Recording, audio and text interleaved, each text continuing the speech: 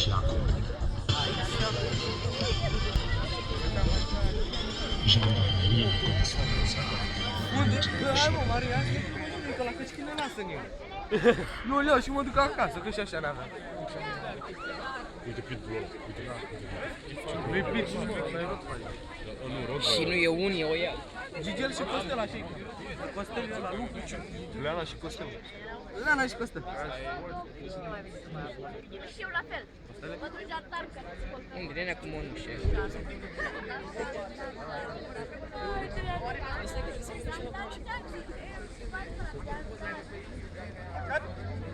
Uite, pune pe ăla în geacă. Spunea, pe geacă. Dar ăla de ce i-a lăsat bunița și ăla? Eu la fac nu fi mai al drept. Cine e al drept? Stai acolo. Ăla are buniță, ăla e rău. Costele, ce-ai făcut? Bă, Costele!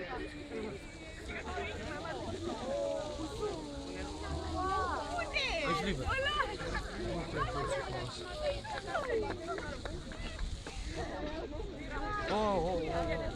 Hey, peace!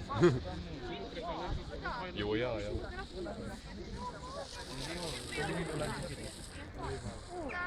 Gigela.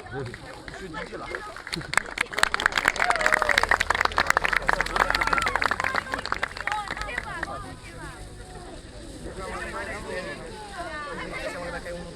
Era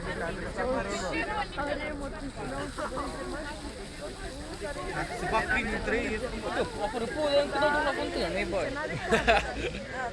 Și viața e frumoasă. Că ăsta fie ceva. Ah, era sigur că apare și ăsta.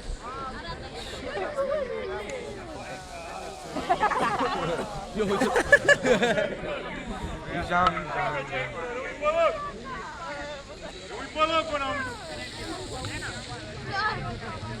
Nu mai mișcă!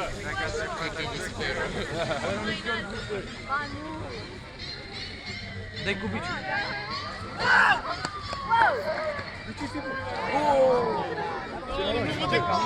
Dacă se la gândul, Și câinele. dacă se la gândul, nu-i mai dă drumul. Bravo. Bravo, Costele.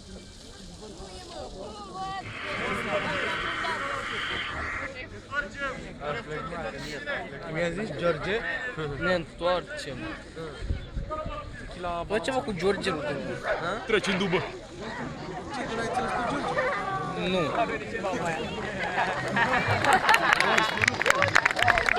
Babeta, aplauze pentru Babeta. Hai, George, stai mă, că nu mai potolit. Aveți avocată.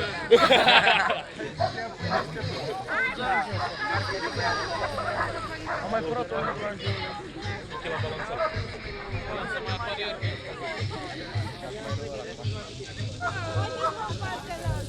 Mâinile sus ieșia.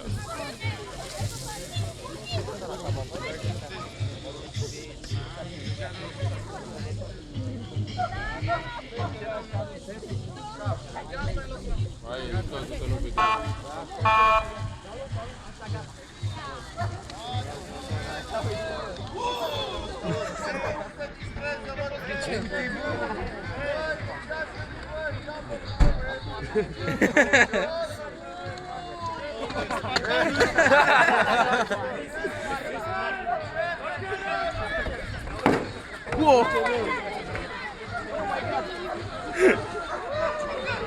Joacă-l în picioare, joacă-l în picioare.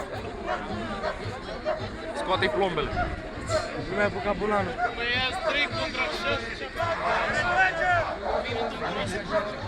Să-l deranjezi câine. Cere un să fie. Uite-l cu Costele ăla. Câinele ăla.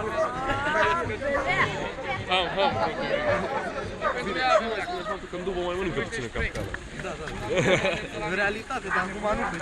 Da, te dai la superior.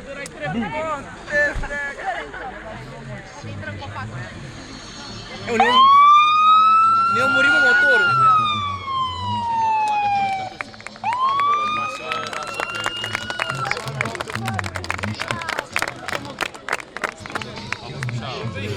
Eu pop și cu porumbei. Grătar ceva?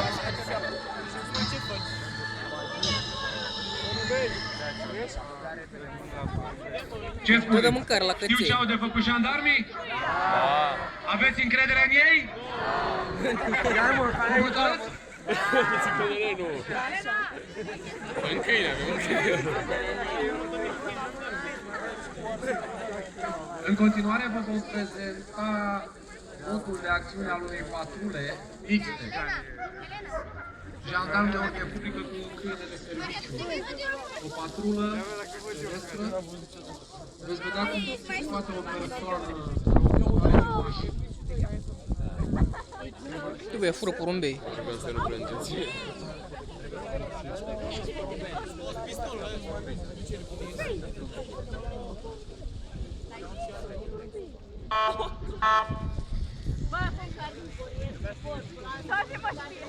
Operațiune de elită. Vai,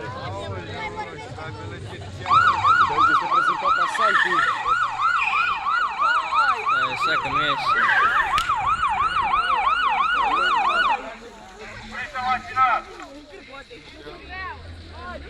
Ești.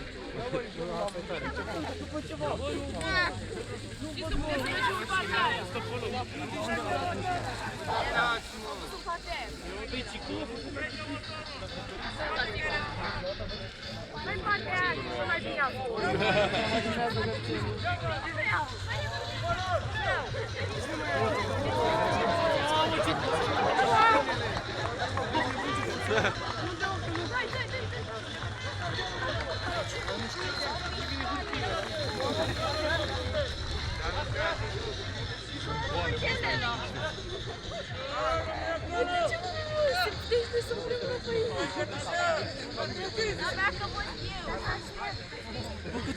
Între căluți. Unde e ăsta?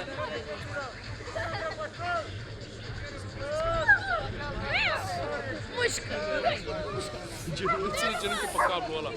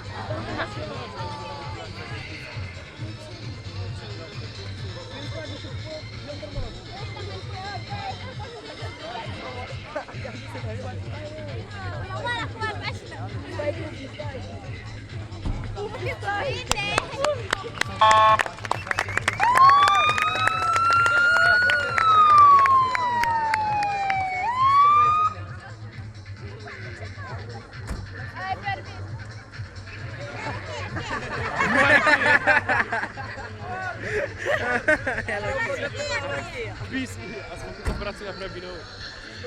A lăsat-o un părăchei. Portă de la fire, mă. Una veche, mă. Bă.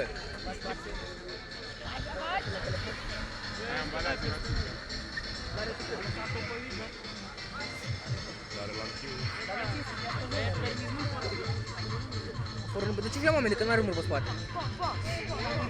acesta a fost exercițiul demonstrativ al jandarmeriei, prin care am încercat să vă arătăm capacitatea noastră de a interveni în orice situație. Eu bănuiesc că sunteți mulțumiți. Dacă sunteți mulțumiți, așteptăm aplauzele dumneavoastră. Și în același timp îi chemăm pe băieții care au participat la acest demonstrativ. Băieții și oia. De asemenea, în aceste momente vom lansa și niște porumbei care sunt un simbol al păcii, al liniștii. Porumbeii vor fi lansați de către un subofițer de jandarmi care are o pasiune pentru așa ceva. Iar acești porumbei sunt porumbei de rasă.